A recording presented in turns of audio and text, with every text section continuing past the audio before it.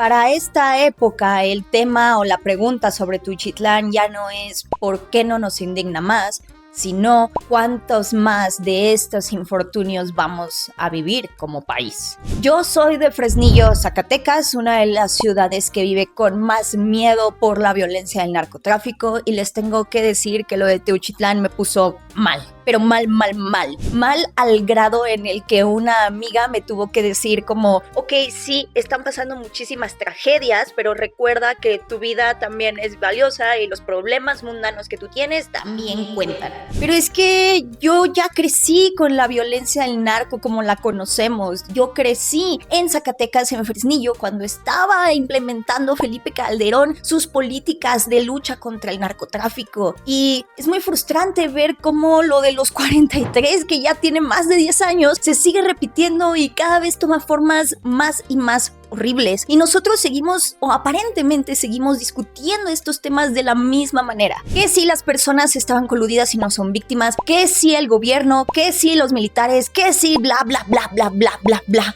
De verdad, una de las cosas que más me frustra a mí es este círculo en el que parece México estar atrapado y del cual realmente nosotros no tenemos una respuesta o ni siquiera un de respuesta que pueda formar por lo menos una especie de alternativa hipotética sobre qué se puede hacer. Entonces, por eso de cierta manera decidí hacer este video, porque creo que sí se están haciendo cosas, y las cosas que se están haciendo no solo vienen de la sociedad civil, sino también puede venir de los análisis sobre la cultura en México y sobre cómo estamos hablando del narcotráfico y cómo lo estamos representando en la cultura pop mexicana. Entonces, acompáñenme a ver este video en donde me pregunto de qué sirve el cine o el arte de denuncia en un contexto como México, y qué es lo que podemos hacer nosotros, la gente de a pie, para intentar buscar soluciones o alternativas. Y si se quedan al final del video, para hacerlo un poquito más amigable, les voy a decir cómo pueden ganar este bonito póster de mi película favorita en lo que va del año, Vampira Humanista Busca Suicida. Está muy buena. Les digo cómo ganar este bonito póster al final del video. Como les decía, una de las razones por las que el campo de exterminio entrenamiento forzado de Teuchitlán me puso muy mal es porque yo crecí en Fresnillo y parte de mi infancia, adolescencia, pues sí viví las políticas de Felipe Calderón y cómo fue aumentando la violencia con el tiempo. Aunque la verdad es algo que yo viví ya muy tangencialmente, muy al margen, no solamente porque pues yo vengo de una familia de clase media, sino porque mi papá nos trajo a la Ciudad de México a vivir, y precisamente por la violencia en México, cuando yo llegué a la universidad ya no me permitían regresar a Fresnillo. Entonces no puedo decirles que yo he vivido el azote de la violencia como muchas personas de Fresnillo o muchas personas en otra parte de la República lo han vivido, pero sí he convivido y sí he estado cercana a ese entorno, y es bastante difícil, es muy complicado, de verdad, es demasiado.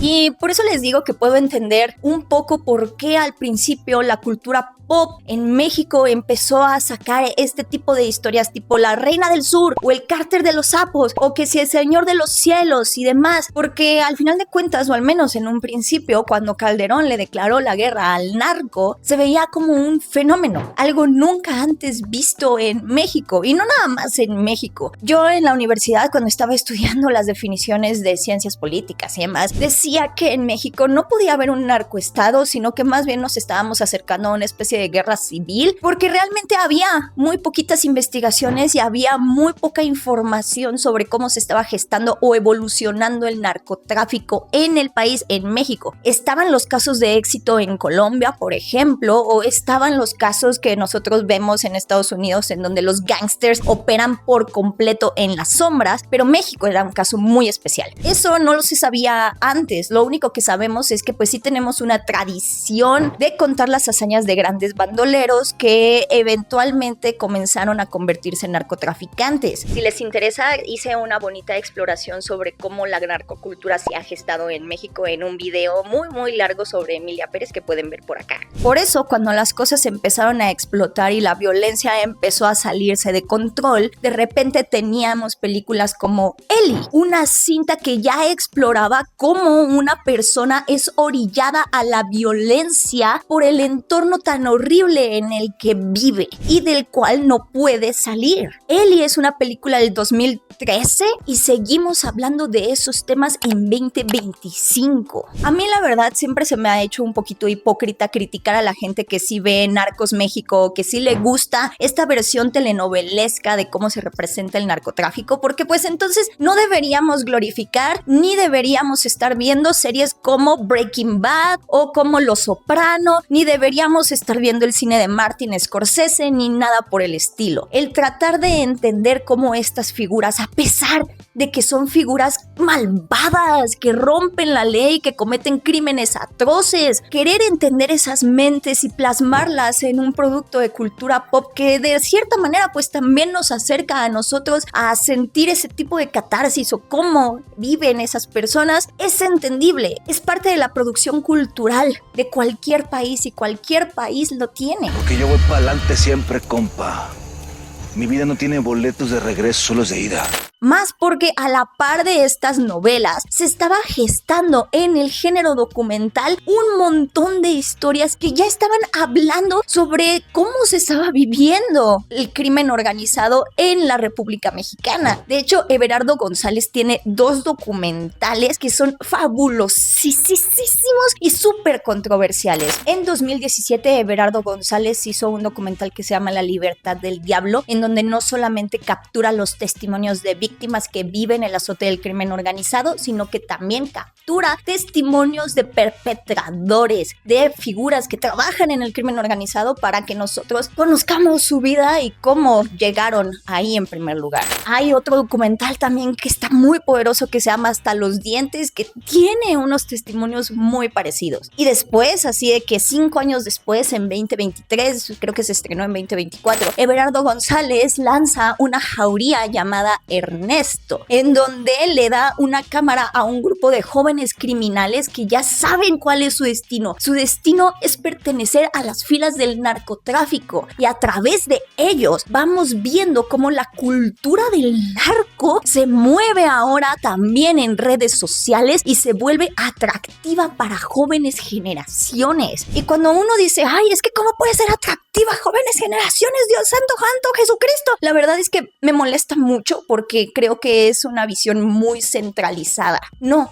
Ver una serie de narcos no te hace querer entrar al narco, no. Un videojuego violento no te hace violento. Vivir en un contexto violento con pocas oportunidades de salir de ahí te hace violento y hace que esas expresiones culturales se vuelvan, sí, aspiracionistas. Porque, vean, yo soy de Fresnillo, Zacatecas, pero mi abuelo es de otro municipio que también está en Zacatecas que se llama Valparaíso. Valparaíso es un pueblo olvidado por Dios, en donde vive gente muy, muy humilde, pero les puedo decir que por alguna razón hay un restaurante carísimo que creo que es de mariscos y también hay como unas cabañas de residencia como para vacacionar. ¿Quién hace uso de esas cabañas? ¿Quién hace uso de ese restaurante?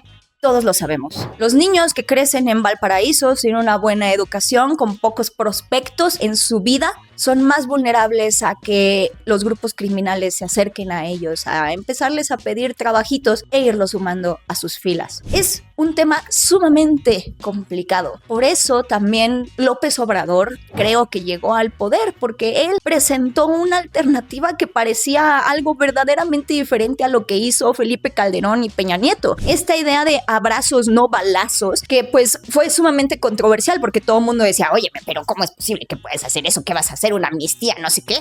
Bueno, eso fue lo que pasó en Colombia y sí funcionó.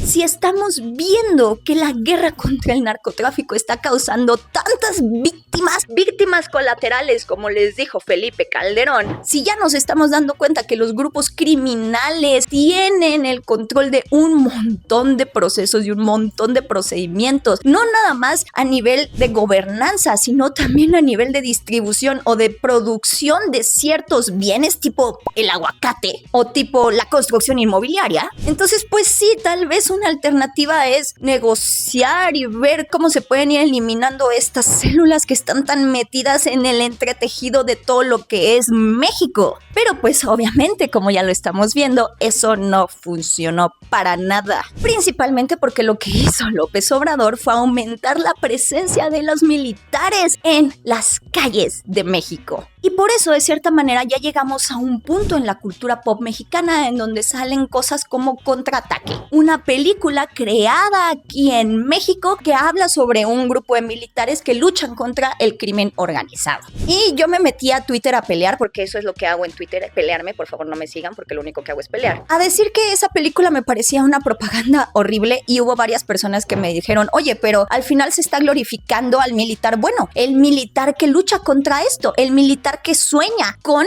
destruir el narcotráfico. Y yo les quiero decir que yo no creo que existan esas personas, la verdad. Y es que miren, nosotros estamos muy acostumbrados a comer propaganda todo el tiempo. Las películas de superhéroes, propaganda gringa. Pero la diferencia aquí es que para ellos el ejército sí ha tenido históricamente peso en peleas internacionales. Entonces, de verdad, el ejército para ellos es un grupo que defiende la soberanía, defiende el territorio nacional de Estados Unidos. México y Latinoamérica no tiene esa misma historia. Al contrario, los grupos militares han sido grupos horribles que han instaurado de las peores dictaduras de la historia que han existido, no en México, en Latinoamérica. Y les voy a contar aquí una pequeña anécdota de mi vida en Fresnillo. Hubo una vez que yo tenía como 12, 13 años, una cosa así. Era de día, estaba con mis papás, estaba vestida con unos pantalones largos y una playera como esta, por si a alguien se le ocurre decirme que yo me lo busqué.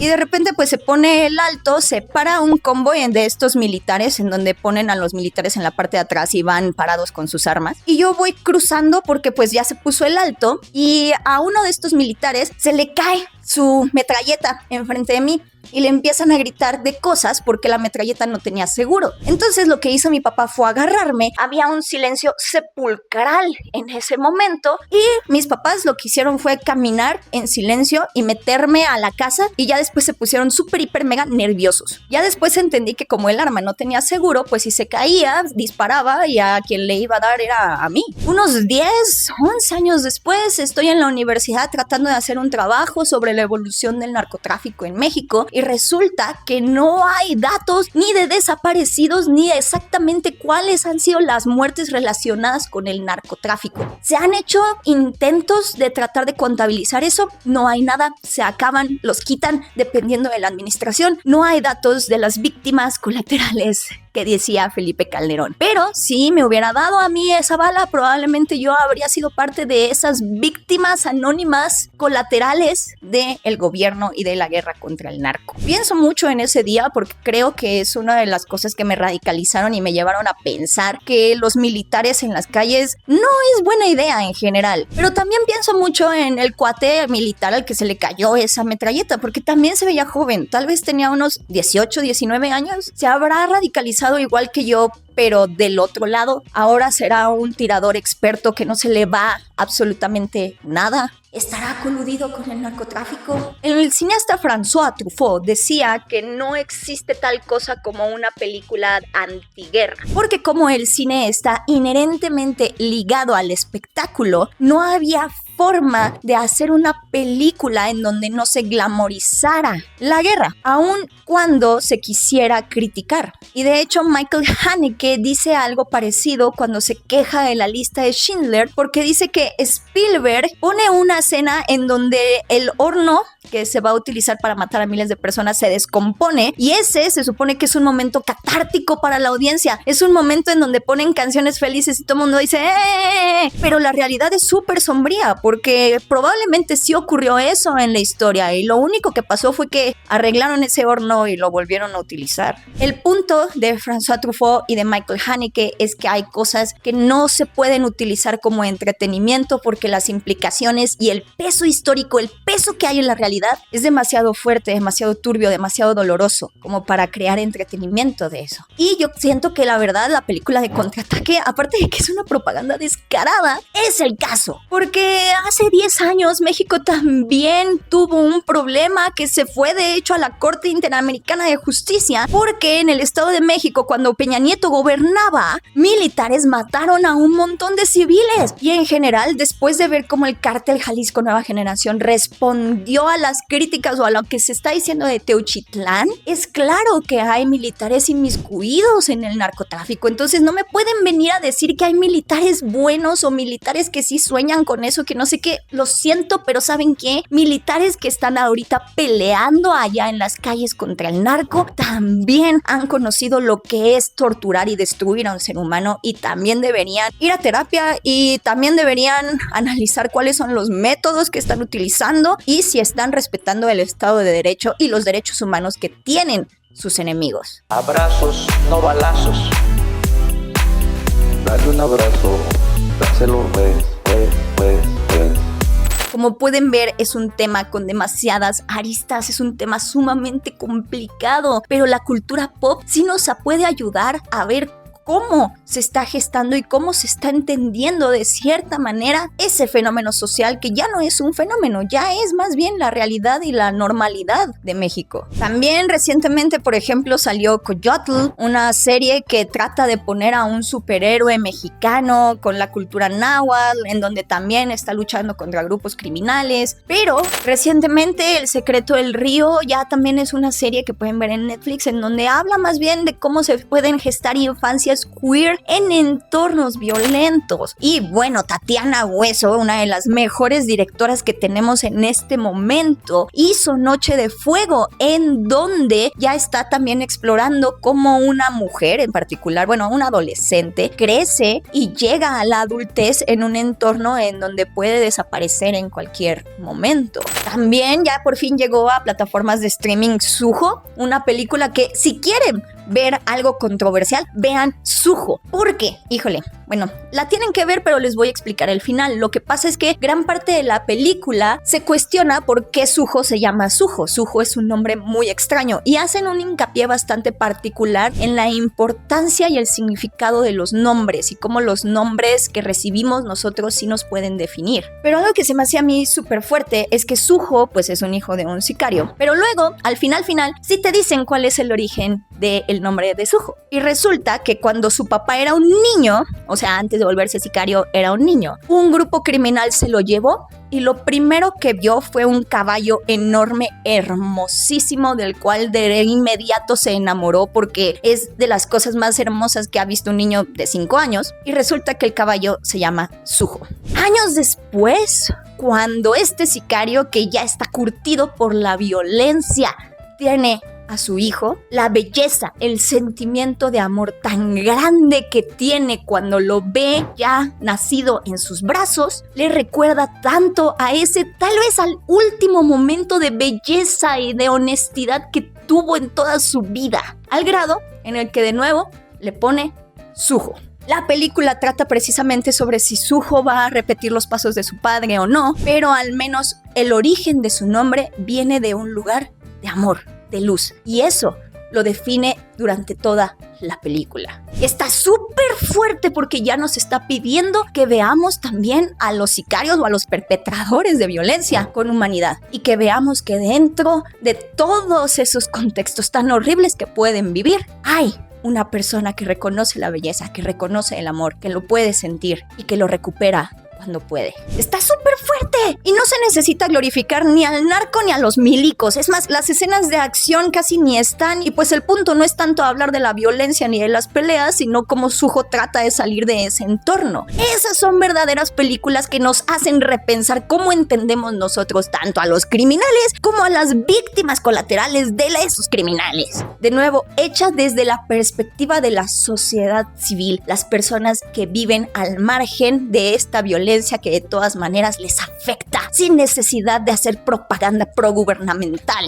¿Saben a mí también cuál es uno de mis problemas con eso de que es que hay que hablar de los buenos militares que van en contra del narco y en contra de los narcotraficantes que hacen películas y en contra de las películas que glorifican al narco, bla, bla, bla? Es porque nosotros tenemos ya bien enraizados los códigos hollywoodenses de cómo funcionan las películas de acción. Las aceptamos a favor de ver una escena que sí nos emocione, pero no nos estamos dando cuenta que al final los puntos de vista siempre vienen o del criminal criminal o del héroe que va a luchar contra el criminal. Y de cierta manera pues los estamos glorificando y entendiendo. Pero cuando sale una película como La Civil, protagonizada por Arcelia Ramírez, es mucho más interesante porque entonces de repente estamos viendo una fantasía de poder entendida como siempre la entendemos, pero ahora sobre una madre buscadora que sí existió. La historia de Miriam Rodríguez Martínez merecía contarse como una historia de acción sobre una mujer que toma todas las herramientas y todo lo que hay a su alcance para tratar de encontrar a su hija. Y la película también explora cómo está tentada por la violencia, cómo de repente sí se mete a ejercer violencia, cómo puede de repente el entorno meterse también en su cabeza y con estas ganas de venganza sentir la impotencia y esas ganas de tomar justicia por cuenta propia, como un montón de grupos buscadores existen ahora en la República Mexicana.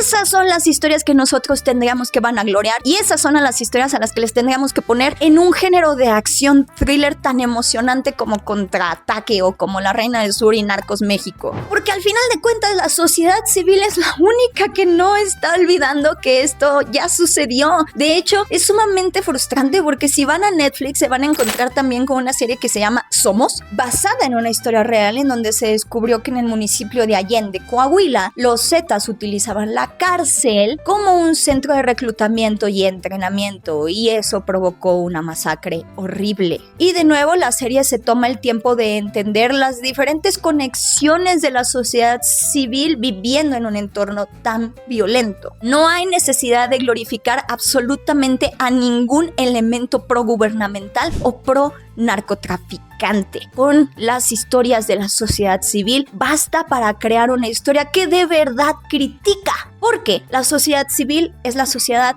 que no olvida y la sociedad que de verdad está haciéndolo todo por tratar de encontrar una alternativa y subsistir en este entorno tan horrible. Ya no la busque.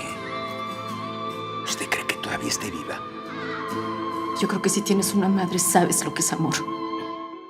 De hecho, en Netflix también existe el documental del Guardián de las Monarcas, en donde sacaron nuevos datos que la policía no había revelado. Igual Max tiene un documental ya 10 años de retrospectiva de los 43, en donde salen testimonios que nunca habíamos visto. Y es que hay como este patrón de impunidad y secrecía en el gobierno que no nos da chance de entender bien a bien qué es lo que está sucediendo y cómo ha evolucionado. Pero tenemos la cultura pop mexicana que sigue respondiendo a eso. Tenemos ya gente que crecimos desafortunadamente en ese entorno. Y hay gente como Tatiana Hueso, Astrid Rondero, Fernanda Valadez, que es muy importante que sí, la mayoría sean mujeres también. Porque pues creer que las células narcotraficantes solo trafican marihuana es como creer en Santa Claus. El tráfico de armas, el tráfico de personas, el huachicoleo o robo de petróleo. E incluso La Civil tiene una escena bastante interesante en donde te hablan sobre cómo el narcotráfico también está inmiscuido en la distribución y producción de cosas como el aguacate. El cine, las series, el arte es historia. Y en un contexto como México, en donde no hay datos, en donde parece que no hay memoria, en donde desde hace más de 20 años parece que las cosas se repiten en un ciclo interminable, tenemos todavía películas, series y artistas valientes que están tratando de recuperar todos esos testimonios, todos esos momentos, que los están plasmando en historias. Nosotros como sociedad deberíamos tener la responsabilidad de analizar con cuidado esas historias, a quién están beneficiando, qué es lo que están diciendo y cómo están respondiendo a lo que nosotros estamos viendo en la realidad, porque de otra manera nadie va a hablar de este tema. O si seguimos esperando a que el gobierno nos dé cifras oficiales, pues ¿cuándo va a haber un verdadero cambio? La inconformidad social o el cambio social solamente se gesta cuando somos verdaderamente críticos de lo que está ocurriendo y de lo que nos están diciendo como una verdad. Y eso sí empieza a verse en la cultura pop, en la cultura que se está gestando aquí en México. Y por eso yo sé que parece como indignante que exista alguien como Peso Pluma que literalmente sí aceptó ya abiertamente en una entrevista que los narcotraficantes pues a veces les pagan por hacer canciones sobre ellos y demás. En lugar de quejarnos de la gente que lo sigue, mejor hay que entender de dónde viene, a quién le está haciendo el trabajo, cómo está hablando de ellos y qué tipo de contexto estamos viviendo que lo puso en un lugar de popularidad tan grande. Solo teniendo una mente crítica y sin quitar el dedo del renglón para exigir, para seguir hablando, para seguir denunciando, pero ya no desde lo mismo, sino buscando alternativas. ¿Dónde estamos o a dónde vamos? Es como vamos a poder encontrar una alternativa. Yo la verdad me da mucho coraje no tener las respuestas, pero son temas que siguen dando de qué hablar y por eso son temas que siguen alimentando la cultura. Por eso se me hizo tan fuerte la película de Aún estoy aquí, la que ganó Mejor Película Internacional, porque no solamente nos puso en perspectiva cómo todo Latinoamérica, todos los países de Latinoamérica tenemos en común que nuestra relación con las dictaduras y los militares y las vejaciones a derechos humanos son una constante, sino porque puso en el centro a una mujer que, aunque no quitó el dedo del renglón, aunque le siguió exigiendo al gobierno que le diera respuestas, también se atrevió a vivir y a tratar de vivir en libertad y a tratar de darle libertad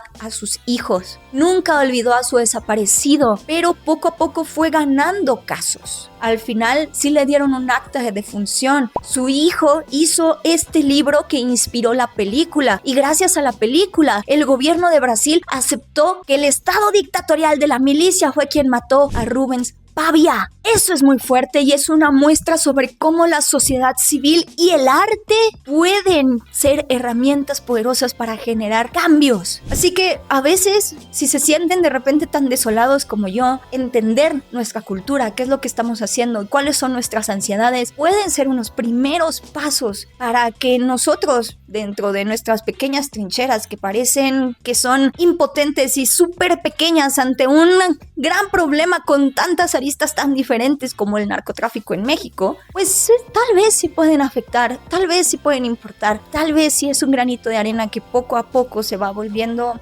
un montículo y un mar, una montaña.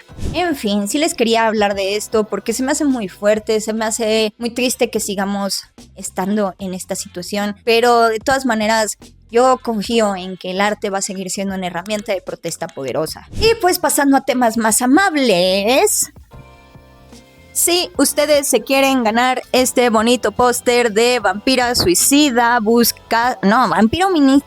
de Vampira Humanista Busca Suicida, la verdad es una película que a mí me gustó mucho, creo que es mi película favorita del año. Lo único que tienen que hacer es vivir en la Ciudad de México para que les pueda mandar su bonito póster y comentarme aquí alguna serie o película que les haya ayudado a reflexionar sobre un tema controversial. Y ya, es lo único que tienen que hacer. Voy a escoger el ganador al azar, les voy a decir hola, mucho gusto, y lo voy a contactar. Muchas gracias por ver mis videos. Si quieren ver más análisis como este, pues aquí está mi canal, se pueden suscribir, le pueden dar like, lo pueden compartir con quien más confianza le tengan. Eso a mí la verdad me ayuda mucho. Nos vemos la próxima, espero que hayan disfrutado este video. También, por favor, si ustedes tienen opiniones, si ustedes tienen series o películas que consideren peligrosas, que consideren propagandísticas o que consideren que son muy buenas para entender este tema, por favor, coméntenmelas. A mí me encantan leer sus comentarios y yo soy Beca Salas. Nos vemos la próxima. Abrazos, no balazos. Abrazos, no balazos. Son unos hipócritas.